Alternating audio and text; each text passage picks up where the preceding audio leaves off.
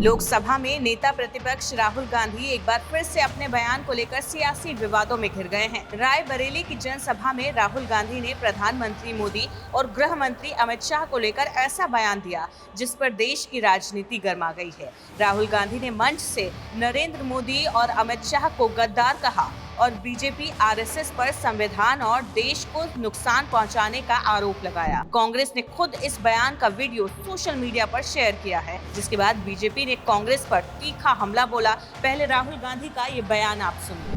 दिल से आपका धन्यवाद करता हूँ, आप दूर दूर से आए, गर्मी में आपने बात सुनी, मगर आप जब आप घर जाओगे, जब ये आरएसएस के कार्यकर्ता आपके सामने आएंगे, नरेंद्र मोदी की बात करेंगे, अमित शाह की बात करेंगे, उनसे आप सामने उनको कहो कि आपका प्रधानमंत्री गद्दार है, आपका होम मिनिस्टर गद्दार है, आपका संगठन गद्दार है, आपने हिंदुस्तान को बेचने का काम किया है, आपने हमारे संगठन, आपने हमारे संविधान पर आक्रमण किया है, आपने अंबेडकर जी पर आक्रमण किया है, आपने वीरापासी जी पर आक्रमण किया है, आपने गांधी जी पर आक्रमण किया है। खुल के उनसे कहेंगे। वहीं राहुल गांधी के विवादित बयान पर अब बीजेपी का तीखा पलटवार सामने आया है। बीजेपी के राष्ट्रीय अध्यक्ष नितिन नवीन ने राहुल गांधी के बयान को दुर्भाग्यपूर्ण बताते हुए उनकी मानसिकता पर सवाल खड़े किए हैं। नितिन नवीन ने कहा कि भारतीय राजनीति में मर्यादा, सम्मान और शुचिता की परंपरा रही है, लेकिन राहुल गांधी का बयान अराजकतावादी सोच को दर्शाता है। राहुल गांधी को सार्वजनिक तौर पर देश से माफी मांगनी चाहिए। राहुल गांधी जी का आज का बयान बहुत ही दुर्भाग्यपूर्ण है और कहीं न कहीं उनकी अराजकतावादी मानसिकता को दिखाता है। मैं मानता हूं कि भारतीय राजनीति में जहां सूचिता, सामाजिकता और कहीं न कहीं एक दूसरे को सम्मान देने की प्रक्रिया है, उसमें उनका यह बयान बहुत ही दुर्भाग्यपूर्ण है। मैं मानता हूं कि लगातार हो रही हार, निराशा कहीं न कहीं उनके स्वभाव और उनके चरित्र में दिख रहा है और यही हताशा और निराशा आज उनके इस सब तरह के शब्दों के बयान आ रहे हैं। मैं पूछना चाहता हूं राहुल गांधी जी, आपके पूर्वजों ने इस देश की जमीन और जमीर को हमेशा गिरवी रखने का काम किया, कभी हमारे सैनिकों के मनोबल को बढ़ाने का काम नहीं किया, लेकिन हमारे यशस्वी प्रधानमंत्री श्री नरेंद्र मोदी के नेतृत्व में इस देश की जमीन भी सुरक्षित हुई और देश के लोगों का जमीर भी मजबूत हुआ। और कहीं न कहीं आपके शासनकाल में आपके लोगों ने जब जब इस देश में राज किया, इस देश में करप्शन के रूप में पूरी तरह से आकंठ में पूरी सरकार आपकी डूबी रही। आज हम करप्शन पे जीरो टॉलरेंस की नीति पे काम करते हैं।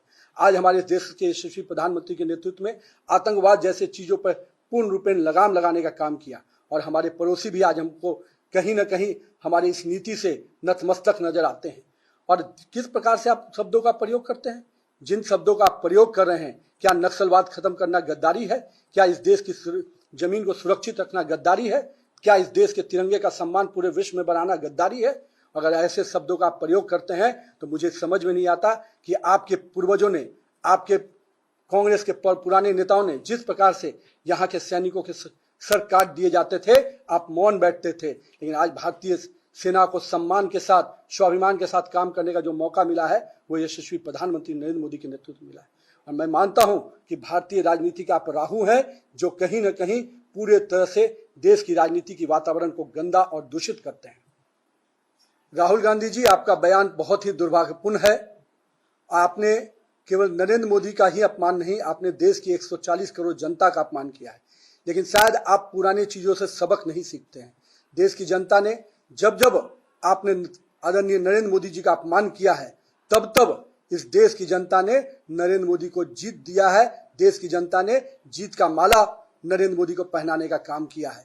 तो आने वाले समय में भी आपको इस बयानों के लिए, दुर्भाग्यपूर्ण बयानों के लिए निश्चित रूप से बड़ी कीमत चुकानी पड़ेगी। राहुल गांधी के विवादित बयान और उस पर बीजेपी अध्यक्ष नितिन नवीन के तीखे पलटवार के बाद देश की राजनीति में बयानबाजी का दौर तेज हो गया है। कांग्रेस जहां बीजेपी और आरएसएस पर संविधान और देश को कमजोर करने का आरोप लगा रही है, वहीं बीजेपी इसे राहुल गांधी की हताशा और गैर जिम्मेदार राजनीति बता रही है। अब देखना होगा कि ये सियासी जुबानी जंग आने वाले दिनों में किस दिशा में जाती है।